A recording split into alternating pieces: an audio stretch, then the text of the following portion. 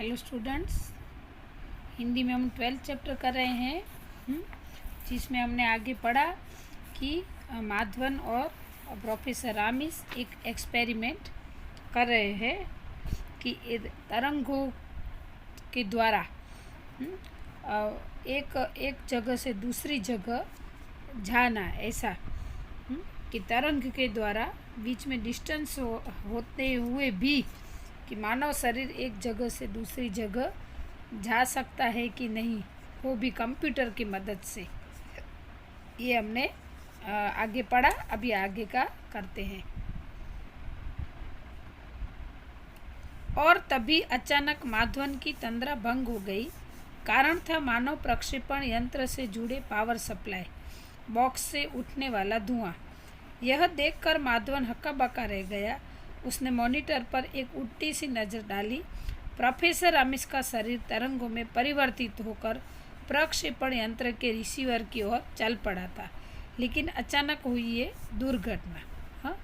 तो हमने लास्ट क्या पढ़ा कि माधवन की बात सुनकर प्रोफेसर के चेहरे पर मुस्कान दौड़ आती है। फिर वो एक दूसरे के स्थान पर साधन भेजते हैं, टीवी स्टेशन पर, दूसरे स्थान से टीवी स्टेशन पर वो प्राप्त करते हैं। ऊपर जो पैराग्राफ है वो हमने लास्ट टाइम कर लिया था, फिर भी थोड़ा मैंने रिवाइंड किया है। तो फिर अचानक फिर क्या होता है कि जहाँ इन तरंगों को ग्रहण किया जाएगा वहाँ तरंगों को वापस मूल तत्वों में परिवर्तित करके उसके मूल रूप में पुनः बदल दिया जाएगा, ऐसा उन्होंने सोचा था। और अभी फिर क्या हुआ, अचानक से माधवन की तंद्रा भंग हो गई। मतलब वो ये सब सोच रहा था और अचानक से उसको कुछ ख्याल आ गया, कुछ देखा। कारण था मानव प्रक्षेपण यंत्र से जुड़े पावर सप्लाई का बॉक्स से उठने वाला धुआं। जो ये यंत्र बना रहे थे तो उसका जो लाइट के साथ जो सप्लायर था, जो स्विच बोर्ड था, उसमें से धुआं उठने लगा। यह देखकर माधवन हक्का बक्का रह गया, मतलब आश्चर्य में पड़ गया। ऐसे उसने मॉनिटर पर एक उल्टी सी नज़र डाली। प्रोफेसर रामिस का शरीर तरंगों में परिवर्तित होकर प्रक्षेपण यंत्र के रिसीवर की ओर चल पड़ा था। अभी क्या हुआ, उसने क्या देखा कि अचानक कुछ दुर्घटना हुई है। जहाँ पे लाइट का जो स्विच बोर्ड था उसमें से धुआं उठ रहा था और उसने अपने कंप्यूटर में नज़र डाली तो उनको ख्याल आ गया कि जो दूसरी जगह प्रोफेसर रामिस बैठे हैं उनको ये एक्सपेरिमेंट की असर हो गई थी, और उनका शरीर तरंगों में बदलने लगा था। फिर उनको समझ में नहीं आया। फिर क्या हुआ कि रिसीवर की ओर चल पड़ा था। मतलब उन पर वो एक्सपेरिमेंट की असर हो चुकी थी और शरीर आगे चलने लग गया था। लेकिन अचानक फिर ये दुर्घटना हुई। क्या हुई कि स्विच बोर्ड में से धुआं निकलने लगा। माधवन का शरीर पसीने से नहा उठा। इससे पहले कि वह कुछ करता, कमरे की पावर सप्लाई ऑफ हो गई। माधवन के हाथ पैर फूल गए। उसकी समझ में नहीं आ रहा था कि वह क्या करे। फिर क्या हुआ, माधवन को पसीना पसीना आ गया कि बाप रे, अब ये क्या होगा, क्योंकि प्रोफेसर रामिस का शरीर ऑलरेडी एक्सपेरिमेंट में इन्वॉल्व हो गया था। और यहाँ पर ये क्योंकि वो दोनों साइडें एक दूसरे के साथ मिली हुई थी, तो वो फिर हाथ पैर फूल गए। मतलब ऐसे घबराहट के मारे पसीना पसीना हो गया और घबराने लगे। उसकी समझ में नहीं आ रहा था कि वो क्या करे या क्या नहीं। उस समय सिर्फ यंत्र की रडार प्रणाली और उससे जुड़ा कंप्यूटर ही काम कर रहा था। फिर क्या हुआ, जो पावर सप्लाई था, मतलब जो मेन स्विच थी सप्लायर की, वो पूरा बंद हो गया। फिर इसको डर लगने लगा। किसे? तो माधवन को। फिर सिर्फ क्या था, कंप्यूटर ही सिर्फ काम कर रहा था। प्रक्षेपण यंत्र का नियंत्रण कक्ष फेल हो जाने के कारण प्रोफेसर रामिस का तरंग रूप में परिवर्तित शरीर प्रक्षेपण यंत्र की रिसीविंग प्रणाली में नियंत्रण से बाहर जा चुका था। लेकिन सुकून की बात यह थी कि तरंगों में परिवर्तित प्रोफेसर के शरीर की स्थिति कंप्यूटर पर प्रदर्शित हो रही थी। मतलब क्या हो गया कि यहाँ पे पावर सप्लाई बंद हो गया और कनेक्शन टूट गया। तो ऑलरेडी जो शरीर ये काम करने लग गया था, तरंगों से जुड़ा हुआ काम, वो फिर क्या होता है कि वहाँ से कनेक्टर छूट गया था तो वो भी नियंत्रण से बाहर निकल गया था उनका शरीर। ये सब उसको कंप्यूटर में दिखाई देता था। हाँ, माधवन को दिखाई देता था कंप्यूटर में से कि उनके शरीर की प्रक्रिया क्या हो रही है। मानव प्रक्षेपण यंत्र की दूसरी इकाई ठप हो जाने के कारण प्रोफेसर आमिस का तरंग स्वरूप अपनी गति खो बैठा और वह हवा के बहाव के साथ प्रयोगशाला के पीछे बहने वाले नावे की ओर उड़ चला। फिर क्या हुआ, यहाँ से कनेक्शन टूट जाता है तो अचानक से झटका लगता है। हाँ, उनके शरीर में जो तरंगे उत्पन्न हुई थी वो तरंगे कम हो गई, यानी कि बंद हो गई। मतलब जो कार्य कर रहा था वो उनके शरीर वो कार्य करना बंद हो गया। उनका शरीर क्या कर रहा था, एक जगह से दूसरी जगह तरंगों की मदद से जा रहा था। लेकिन अचानक से ऐसा लगा जैसे हवा का कोई बहाव आया और ऐसे बहाव के साथ उनका शरीर मतलब एकदम बहाव के साथ उनका शरीर उड़ गया और उड़ के जो उनका घर था, प्रयोगशाला थी, हाँ, जो साइंस लैब थी उनकी, उसके पीछे एक नाला बह रहा था, उस नाले की ओर उड़ चला। मतलब वहाँ पे चला गया, ऐसा यहाँ पे हो गया था।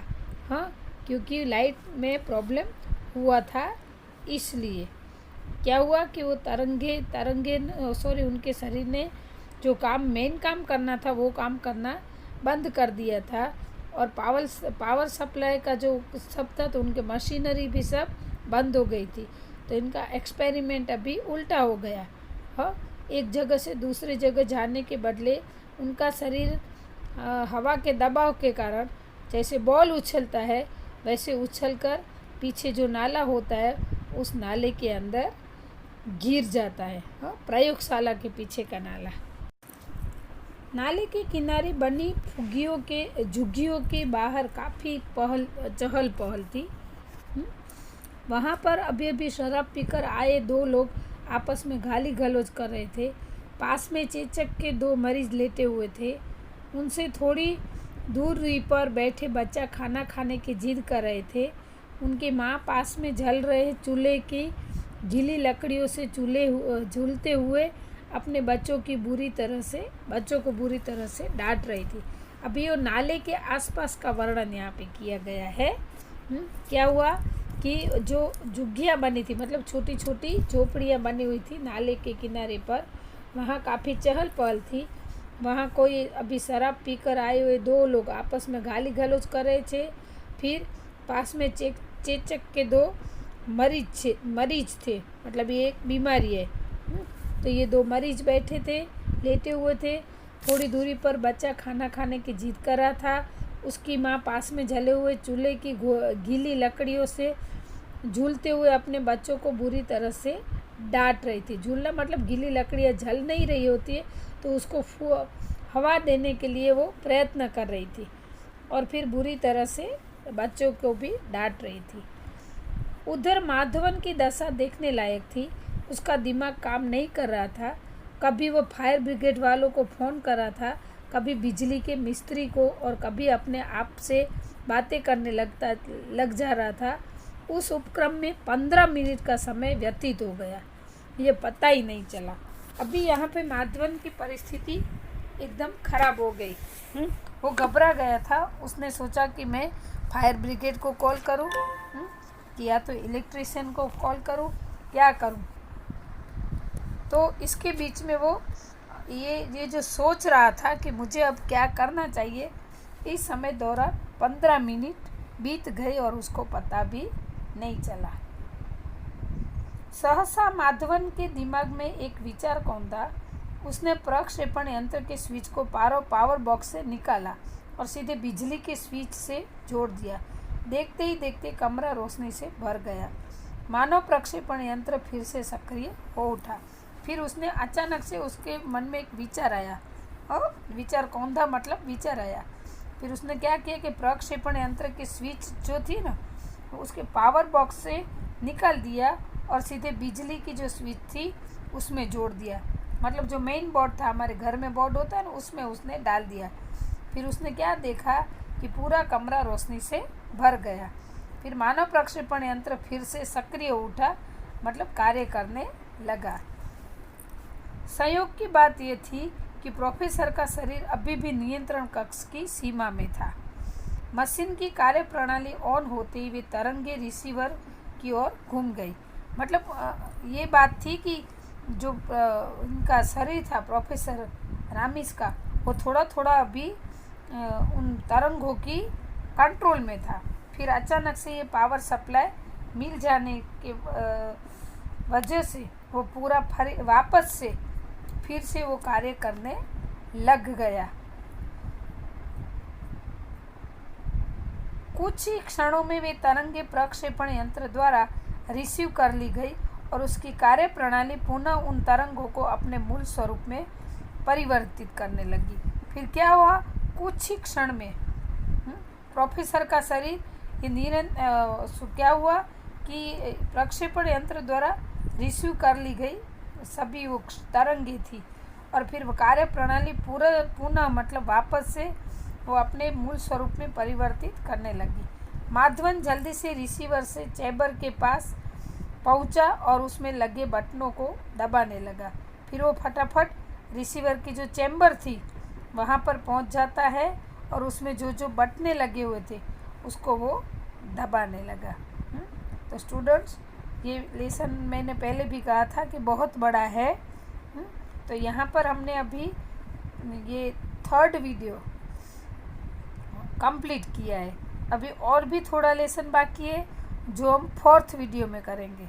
हाँ, तो ये आप वापस से पढ़ लेना अच्छे से, तो आपको अच्छे से समझ में आ जाएगा। हाँ, पढ़ोगे तो ही अच्छे से समझ में आएगा। ठीक है, तो ये वीडियो यहाँ पे अभी कंप्लीट होता है। नेक्स्ट पार्ट हम पढ़ेंगे नेक्स्ट वीडियो में। अस्तु।